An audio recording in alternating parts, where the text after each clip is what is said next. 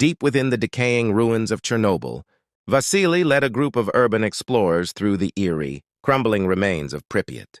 The Geiger counter ticked steadily, but the thick fog that rolled in as dusk fell made it impossible to see more than a few feet ahead. "Stay close," Vasily warned, his voice low. The others nodded, their footsteps echoing faintly through the abandoned streets. Then came the sound, a faint, unnatural rustling. They froze, scanning the fog for movement. "Did you see that?" one whispered, pointing toward the skeleton of an old playground.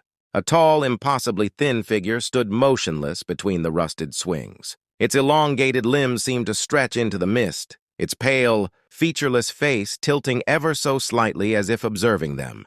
"Who's there?" Vasily called out, gripping his flashlight tighter. No answer. The figure disappeared, melting into the fog as though it had never been there. The explorers exchanged uneasy glances, but Vasily forced a laugh. "Just shadows," he muttered. But as they pressed on, the sense of being watched grew unbearable. The fog thickened, the Geiger counters ticking growing erratic, almost frantic. One by one, they began to feel something brush past them, long, spindly fingers grazing their arms and shoulders. Then, without warning, a scream tore through the silence. Turning, Vasily saw one of their group, Katya, being dragged into the mist, her hands clawing at the ground. Her cries muffled as she vanished. Panic set in. They ran, their breaths ragged and their flashlights flickering. But no matter how far they fled, the tall figure was always ahead of them, its arms outstretched, its presence inescapable. Vasily tripped, falling hard onto the cracked pavement. The others vanished into the fog, their footsteps and screams swallowed whole. When Vasily looked up, the slender man loomed above him, its faceless head tilting as if in curiosity. This time it moved.